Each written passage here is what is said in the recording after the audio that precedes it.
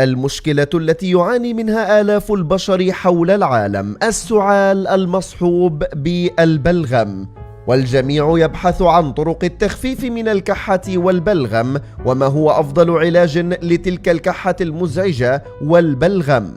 ودعونا نعرف أن التدخل في بداية حدوث المشكلة أمر مهم، إذ أن هذه العلاجات الطبيعية المنزلية تخفف من أعراض نزلات البرد والالتهابات المختلفة في جسم الإنسان، ولكن أثرها يكون رائعا عند التدخل في البداية. على سبيل المثال، عندما تتدخل من أجل السيطرة على السعال والتخلص من البلغم وهو في مراحله الأولى، فهذا أفضل مليون مرة من التدخل عندما يصل لون البلغم إلى اللون البني أو الرمادي. ويجب أن تكون ضمن حصيلتنا الثقافية والمعرفية الطبية أن البلغم مخاط ينتج عن الجهاز التنفسي، ويحدث هذا عادة في منطقة الرئتين، وينتج جسمك حوالي لتر واحد من البلغم كل يوم. عندما يكون لديك عدوى يمكن أن يكون أكثر من لتر واحد.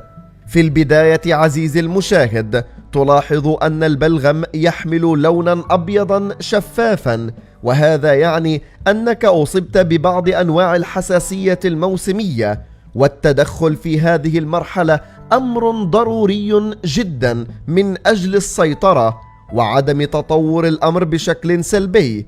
فعند الإهمال قد يتطور البلغم إلى اللون الأصفر الغامق، وهذا يعني حدوث عدوى خفيفة. وإذا أهملت فهذا يتطور إلى اللون الأخضر، وهذا يعني عدوى شديدة. وإذا أهملت فقد يتطور إلى لون البلغم الأسود، وهذا يعني عدوى فطرية. وإذا أهملت فقد يتحول إلى اللون البني الغامق، وهذا يشير إلى وجود مرض في الرئة. وإذا كنت تعاني من البلغم الرمادي فهذا بسبب التدخين. وعند الإهمال الشديد فقد تصل إلى اللون الأحمر أي النزيف وجفاف الجهاز التنفسي، وربما تصل بنفسك إلى وجود أمراض خطيرة في منطقة الرئة.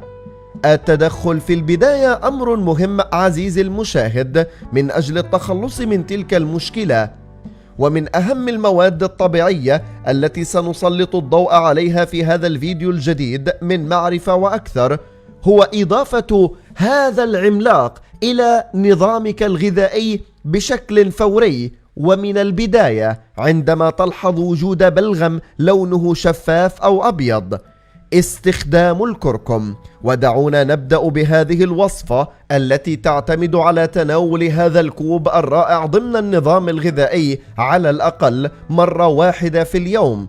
ونتحدث هنا عن مشروب الكركم مضاف إليه أعواد القرفة، ويفضل نقع هذه الأعواد لمدة نصف ساعة في كوب الكركم، إذ يمتلك هذا المشروب خصائص مطهرة تساعد في علاج البلغم وتقليل كميته المتراكمة عن طريق قتل البكتيريا المسببة له. كما أن الكركم بمواده الفعالة يساهم في تقوية الجهاز المناعي. ويكفي أن تعرف أن الكركم يعتبر مضاد قوي للالتهابات، فقد ثبت أن من الفوائد الصحية للكركم أنه يحتوي على مجموعة كبيرة من المواد المضادة للأكسدة والمواد المضادة للفيروسات وللجراثيم وللفطريات، بالإضافة لاحتوائه على المواد المضادة للالتهابات.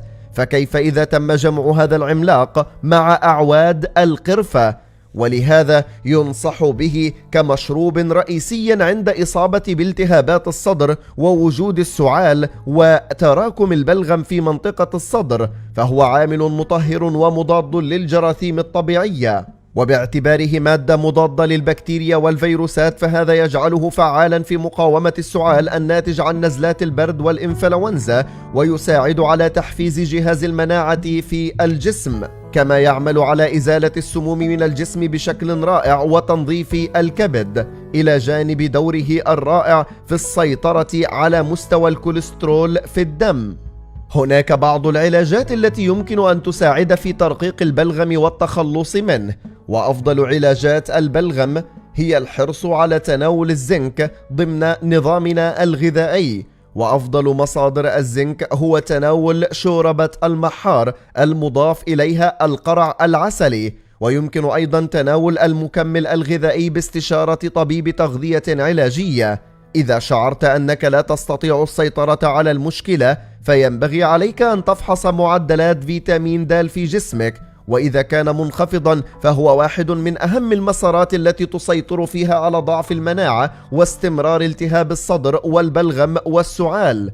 يمكنك أيضا إلى جانب تناول مشروب الكركم أن تتناول بذور الحلبة، يمكن غليها وشربها. وإذا ما أردنا أن نذهب لنصيحة استشاري التغذية العلاجية الدكتور مازن السقة في التخلص من البلغم في بدايته، فينصح بتناول مشروب اليانسون الذي يقول أنه يتمتع بخصائص فريدة تعمل على ترقيق البلغم والتخلص منه بشكل فوري.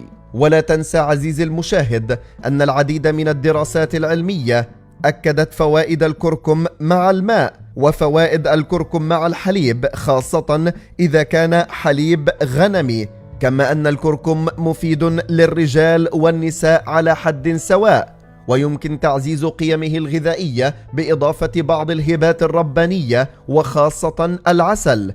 فتناول الكركم مع العسل له دور رائع في تقوية الجهاز المناعي ومحاربة تلك الالتهابات أيا كانت. نتمنى أن نالت هذه المعلومات إعجابكم. شكرا لكم على حسن المتابعة وكرم الإصغاء، وهذه تحياتي محدثكم أحمد وفريق عمل معرفة وأكثر. كيف يمكننا درء غائلة الأمراض قبل وقوعها؟ أم كيف يمكننا التخلص من براثن الأمراض بعد التردي في جحيمها؟